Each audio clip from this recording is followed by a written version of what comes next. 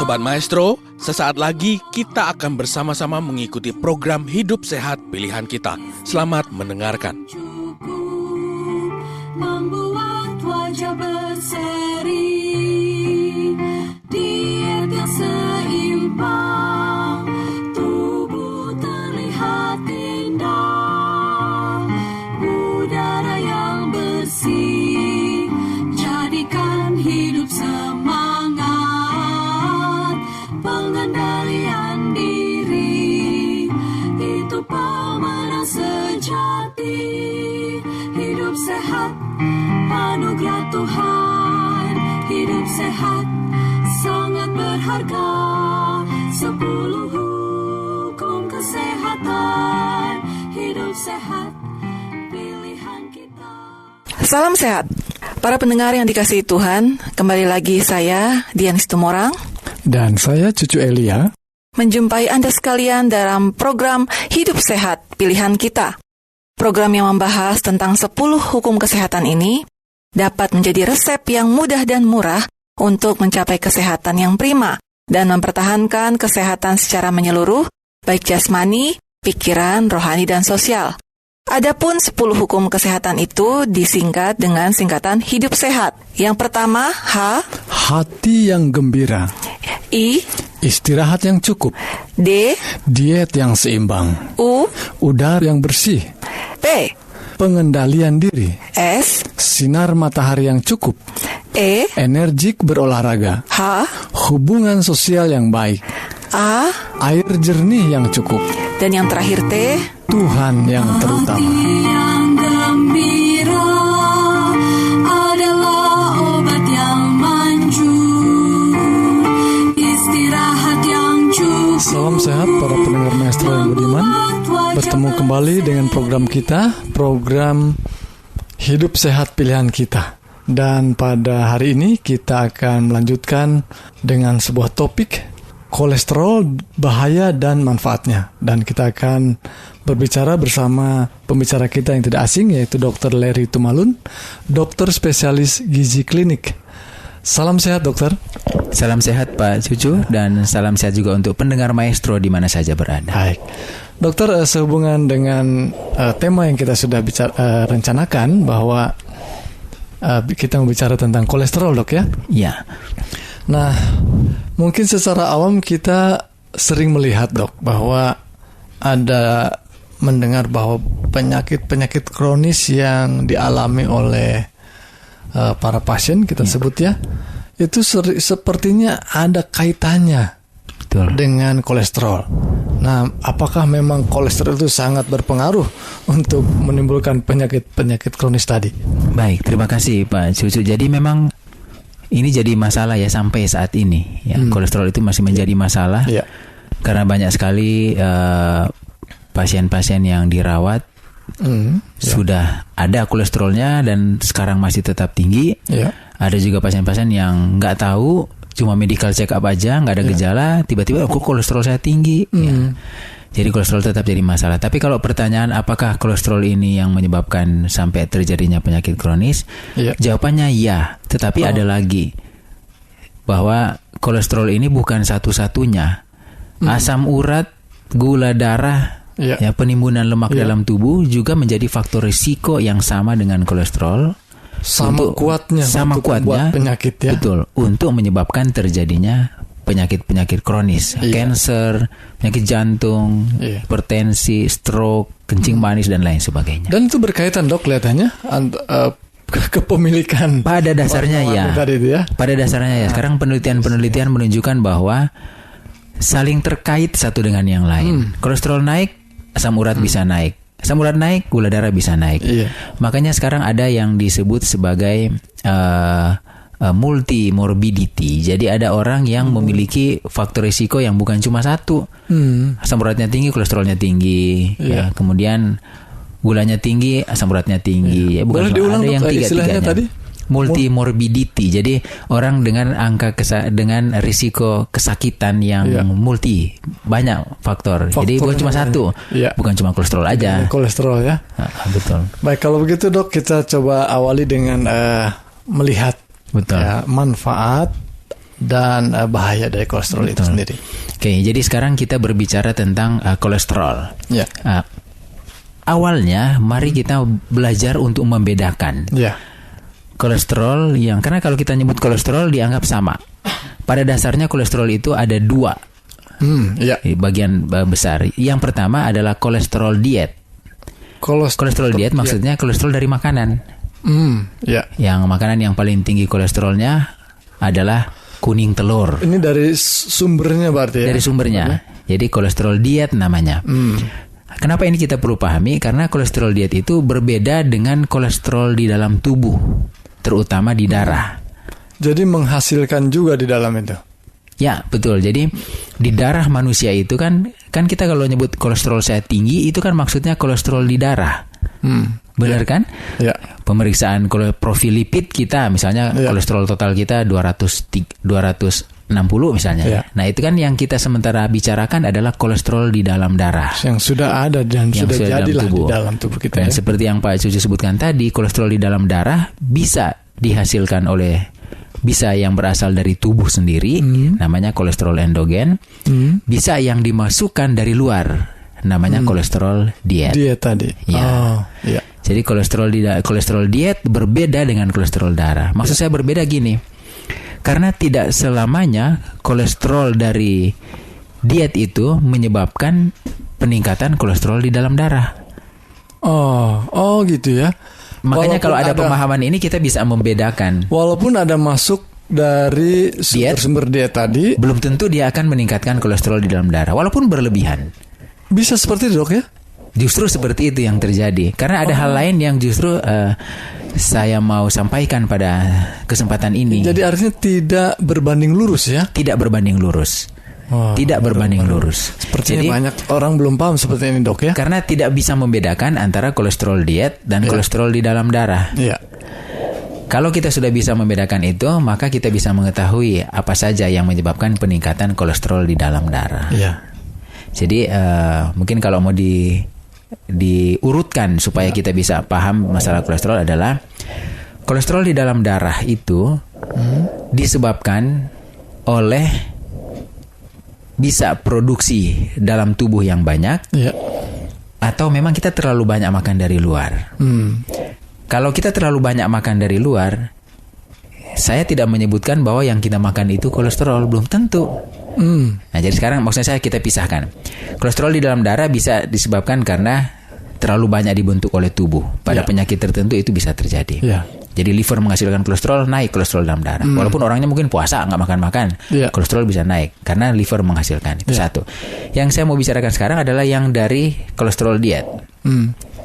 Kolesterol di dalam darah yang disebabkan peningkatannya karena makan, itu bisa disebabkan karena kelebihan makan. Kelebihan makan ini kan bukan hanya kelebihan makan kolesterol. Kalau kita menghadapi makanan, ini piring, kita menghadapi makanan di meja kita, kita sedang berhadapan, betul, kita sedang berhadapan dengan yang disebut sebagai makronutrisi dan mikronutrisi. Makronutrisi itu adalah karbohidrat, protein, dan lemak. Ini disebut makro karena dia ada kalorinya. Kalori inilah yang menentukan kolesterol di dalam darah akan meningkat atau tidak. Jadi prinsipnya adalah kalori. Kalori ini adalah ukuran kebutuhan makan kita. Dengan kata lain, kalau kita makan melebihi kebutuhan tubuh, melebihi kalori yang dibutuhkan, maka kolesterol di dalam tubuh kita bisa meningkat. Nah, yang memberi kalori kan bukan hanya lemak, bukan hanya kolesterol, tetapi juga adalah karbohidrat dan protein. Pokoknya intinya adalah kalau kita kelebihan makan saja, kecenderungan dari makronutrisi ini dari makro, apakah dia protein, karbohidrat atau lemak di dalam tubuh, nanti kalau yang kelebihan ini di dalam tubuh akan bisa dirubah salah satunya menjadi kolesterol. Oh, gitu ya. Kalau jadi memang makan, bagi yang berlebih makanya kemungkinan kolesterol itu naik. Sangat besar kemungkinan. Mungkin nanti akan ditanyakan Pak Cucu seperti ini. Tapi kenapa ada dua orang yang makannya sama-sama banyak? Betul, itu. Yang satu kolesterolnya naik, Iya. yang satu gula darahnya naik. Kok bisa beda? Nah, inilah letak kerentanan genetika kita itu di mana. Nah, ini lagi peran dari genetika.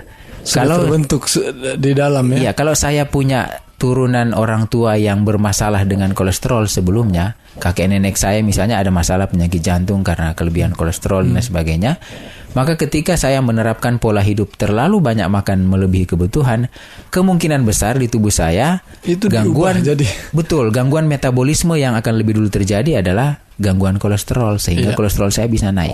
Iya, iya. Kalau teman saya ada turunan kencing manis, maka kemungkinan besar dia gula darahnya yang akan duluan naik. Perlu tahu sekali ya tentang apa yang dialami orang tua kita juga ya. Tapi kita jangan sampai ketakutan, maksudnya. Oh, saya ada turunan cancer gitu. Jadi saya mau bikin apa lagi pasti kena cancer. Saya ada turunan kolesterol. Mau bikin apa lagi pasti kolesterol. Enggak, kan kita sudah bicarakan tadi bahwa kalau terlalu banyak makan gitu. Jadi kalau ada turunan kolesterol, ada turunan kencing manis, tapi pola hidup kita bagus, makan kita itu secukupnya, yang kita makan makanan yang nutrisinya padat, kita nggak akan pernah jadi. Karena WHO kan hanya menyebutkan itu sebagai kerentanan. Genetika itu hanya lebih rentan orangnya, tapi bukan berarti bahwa pasti akan kena. Tidak terwujud kalau kita tidak secara lingkungannya tidak mendukungnya ya. Kalau lingkungan pola hidup kita maksudnya tidak mendukung, kita nggak perlu takut dengan penyakit-penyakit turunan tersebut. Gitu. Baik dokter, sekarang bagaimana kolesterol ini kalau sudah ada tinggi gitu ya? Bagaimana sekarang caranya? Ya. Sederhananya seperti ini. Apa maksudnya tadi seperti kelebihan betul. Apakah hanya dengan bukan berhenti ini mengurangi bisa memadai untuk menurunkan kolesterol? Prinsip dasarnya itu. Tetapi ada tanda-tanda yang harus kita gunakan sebagai patokan. Jadi overfeeding atau overnutrition, kelebihan makan yang kita sudah perbincangkan tadi, sebenarnya sebelum meningkatkan kolesterol atau asam urat atau gula darah di dalam tubuh, sudah akan menyebabkan peningkatan jaringan lemak duluan. Jadi sekarang lagi ada ketambahan satu nih. Jadi lemak di dalam tubuh ada dua. Satu lemak fisik, itu lemak yang kita bisa raba di bawah kulit ya. Kalau kita apalagi kalau agak gemuk akan teraba lemak di bawah kulit kita itu. Kemudian lemak yang kedua, lemak di darah itu yang kita sudah perbincangkan tadi. Nah sebenarnya kepada orang yang kelebihan makan melebihi kebutuhannya, kolesterolnya nggak akan duluan naik. Yang akan lebih dulu terjadi adalah penimbunan jaringan lemak dulu di dalam tubuh. Itu sudah terjadi bertahun-tahun mungkin, baru kemudian mulai terjadi karena kalau dia rentan, mulai terjadi gangguan metabolisme dan di darah pun sudah akan mulai meningkat jumlahnya. Oh, jadi lemak dulu yang mudahnya penimbunan jaringan lemak. Jaringan lemak karena itu harus dibedakan. Kalau kita hanya menyebut sebagai lemak, nanti kita bingung dengan apa bedanya dengan kolesterol. Ini jaringan lemak maksud saya. Jadi lemak fisik yang bisa kita raba. Itu dulu sudah meningkat. Mudah untuk mengetahuinya karena diraba aja di bawah kulit, atau yang paling gampang berat badan ditimbang. Kalau berat badan saya sudah meningkat lebih dari ideal, kemungkinan penimbunan lemak itu terjadi. Dan kolesterol akan segera menyusul. Lama-kelamaan ini tidak bisa diukur antar orang, tergantung dari kerentanannya. Tapi dokter pernah sampaikan juga bahwa ada yang disebut dengan apa istilahnya tofi itu? Iya betul. Kurus dia, tapi dia bisa juga tinggi kolesterolnya. Itu gimana? Jaringan lemaknya bisa tinggi pada tofi. Jaringan lemaknya? Ya, itu betul. Jadi pada dasarnya penimbunan lemak ini tidak hanya terjadi pada orang yang jelas-jelas gemuk, tetapi juga ternyata bisa terjadi pada orang yang langsing, yang berat badannya normal. Itu yang disebut dengan TOFI atau thin outside, fat inside, atau istilah nutrisinya adalah metabolically obese, normal weight. Jadi secara metabolik gemuk, tetapi orangnya berat badannya normal. Tapi fat yang dimaksudkan di situ fat yang mana, Dok? Fat fisik. Ya, fat fisik sebenarnya. Tapi tidak kelihatan gitu. Jadi gini, kita pada orang yang TOFI, itu fatnya itu tidak akan kelihatan dari luar. Tetapi sebenarnya fat yang dimaksudkan dengan TOFI ini adalah penimbunan lemak yang lebih cenderung terlihat pada orang kurus itu lebih cenderung terjadi di dalam perutnya. Oh. Jadi biasanya orang itu kurus tetapi perutnya agak besar. Kadang-kadang lingkar perutnya itu melebihi. Memang sampai saat ini TOFI itu masih dicari kriteria yang pas. Kriteria yang digunakan saat ini adalah gini. Kalau orang itu berat badannya normal, dari indeks massa tubuhnya normal, tapi kemudian ada gangguan metabolik salah satu di antara 5. Misalnya lingkar perutnya itu lebih dari 80 untuk perempuan atau lebih dari 90 untuk laki-laki. Itu satu. Yang kedua, gula darahnya itu abnormal, lebih dari 130 gitu kan. Gula darah puasanya. Kemudian kolesterolnya bermasalah, apakah trigliserida, HDL-nya dan kolesterol totalnya, maka dia bisa digolongkan sebagai TOFI. Nah, itu yang kami gunakan sekarang. Jadi harus ada berat badan normal dan kemudian 3 di antara 5 yang saya sebutkan tadi. Kalau nggak lingkar perut, ya pemeriksaan labnya. Salah satu di antara pemeriksaan lab bisa juga kelihatan seorang yang TOFI tadi. Betul.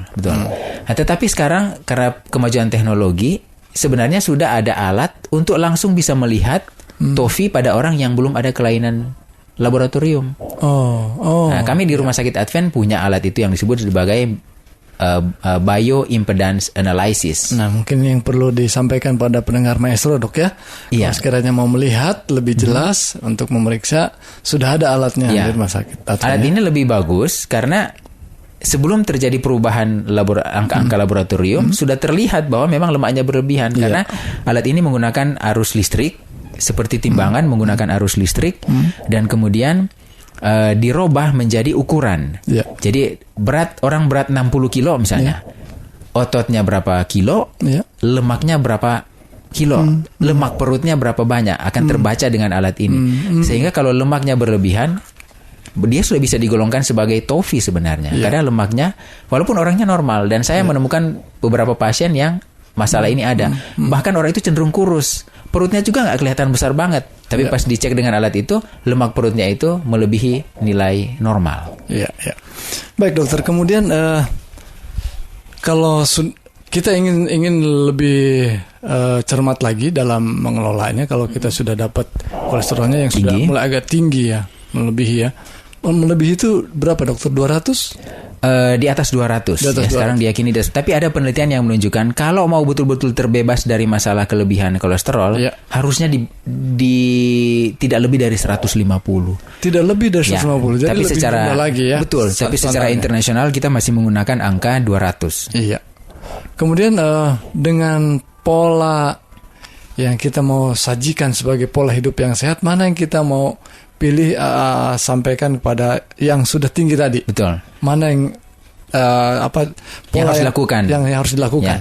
Sebenarnya sederhana. Kita sudah menjelaskan tadi beberapa hal. Sederhananya adalah kalau mau menurunkan kolesterol, turunkan berat badan kalau berlebihan. Kalau orang yang normal, turunkan massa lemak kalau berlebihan. Jadi caranya adalah periksa dulu. Kalau ketahuan bahwa lemaknya berlebihan, lemak itu yang harus diturunkan. Jadi prinsipnya adalah turunkan massa lemak.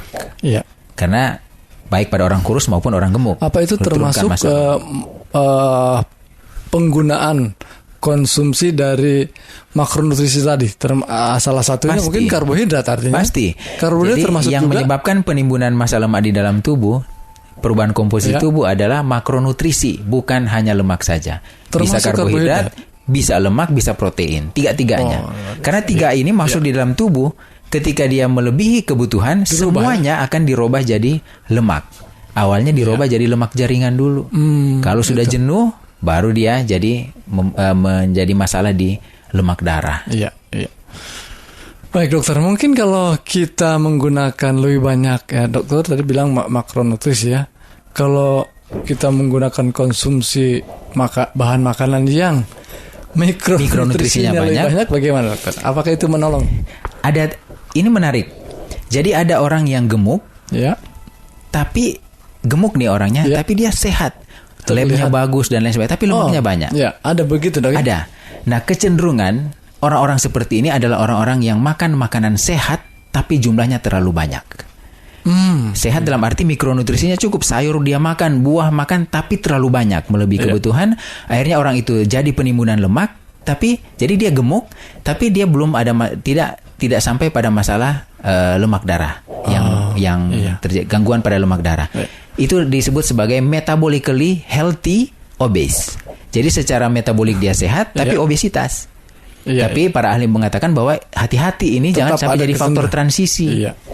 Nah, sebaliknya ada orang yang seperti yang Pak Cucu katakan tadi, mikronutrisinya kurang, tapi makronutrisinya banyak. Orang itu juga gemuk, tapi dengan gangguan metabolik. Sudah jelas itu ya. Jelas. Ya. Baik dokter, kelihatannya sudah makin jelas tentang bagaimana menangani ya. Mungkin tambahan Pak Cucu adalah kalau mau menurunkan kolesterol, untuk sementara gunakan obat-obatan dari dokter. Nah, itu untuk menjaga, karena kalau kolesterol terlalu tinggi, itu harus secepatnya yang biasanya obat-obatan dari dokter itu biasanya bekerja di produksi kolesterol oleh liver, itu yang dihambat. Apa itu termasuk dua-duanya yang dimaksud LDL dan HDL yang dokter sebut? Jadi biasanya kalau produksi kolesterol liver dihambat sehingga otomatis LDL akan turun. Kalau jadi HDL, obat itu akan mengoreksi dua-duanya gitu? Tidak. Sayangnya obat itu hanya mengoreksi LDL aja. Sementara untuk HDL itu harus sampai saat ini belum ada penelitian yang menunjukkan langsung peran dari makanan gitu untuk meningkatkan HDL. Dan ada manfaatnya dok? Yang jelas bahwa HDL itu harus tinggi. Nah, bagaimana cara meningkatkan HDL? Yang paling sering kita rekomendasikan adalah olahraga. Olahraga teratur, HDL akan naik sendiri. Nah, ini yang sederhana yang perlu kita ketahui para pendengar Maestro ya. Olahraga dan juga tentu pola makan yang kita harus perbaiki. Dokter, terima kasih banyak untuk kehadirannya dan waktunya. Kita semakin jelas dan bagaimana kita boleh mengontrol dan memperbaikinya. Kita akan break sejenak untuk mendengarkan tema yang bersih, jadikan hidup semangat, pengendalian diri, itu pemenang sejati, hidup sehat, anugerah Tuhan, hidup sehat, sangat berharga, 10 hukum kesehatan, hidup sehat, pilihan kita, sinar mentari yang cukup, kuatkan tulang-tulang, energik berolahraga, tubuh berfungsi baik, hubungan sosial yang baik, jadikan hidup bahagia, air jernih yang cukup, segarkan seluruh tubuh, Tuhan yang terutama, Dia sumber kehidupan, para pendengar Maestro Budiman, anugerah Tuhan, hidup sehat, sangat berharga, hari ini hidup sehat pilihan kita. Silahkan dokter Levi. Baik, terima kasih Pak Cucu. Jadi pendengar Maestro di mana saja berada, terkait dengan pembicaraan kita saat ini tentang kolesterol. Kolesterol diet berbeda dengan kolesterol di dalam darah. Karena tidak selamanya kolesterol yang kita masukkan lewat makanan akan menyebabkan peningkatan kolesterol darah, tidak selalu. Justru yang menyebabkan peningkatan kolesterol di dalam darah adalah karbohidrat, protein, lemak yang kita makan dan melebihi kebutuhan kita. Yang akan terjadi awalnya adalah jaringan lemak kita akan bertambah. Kemudian lama-kelamaan akan terjadi gangguan lemak di dalam darah. Bagaimana cara mengatasinya?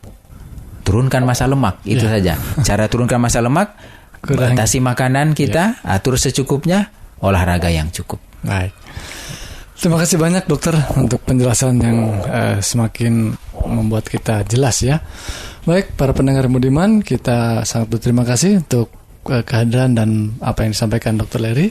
Terima kasih banyak dokter. Sama-sama Pak. Baik, kita akan tutup dengan doa. Ya Allah, Bapa yang penuh kasih, kami ucap syukur untuk pelajaran hidup sehat pada hari ini, di mana kami boleh belajar lebih jelas tentang bagaimana mengelola tubuh yang Tuhan percayakan pada kami, sehingga kami boleh mengambil langkah, mengambil tekad yang baik untuk kami boleh memiliki tubuh yang sehat yang Tuhan percayakan, sehingga kami boleh gunakan untuk berkarya bagi Tuhan. Berkati Dr. Larry yang menyampaikan pelajaran ini, demikian juga Tuhan berkati para pendengar Maestro, agar mereka semua juga boleh diberkati dengan kekuatan kesehatan dari Tuhan. Di dalam nama Yesus Kristus kami mengucap syukur. Amin.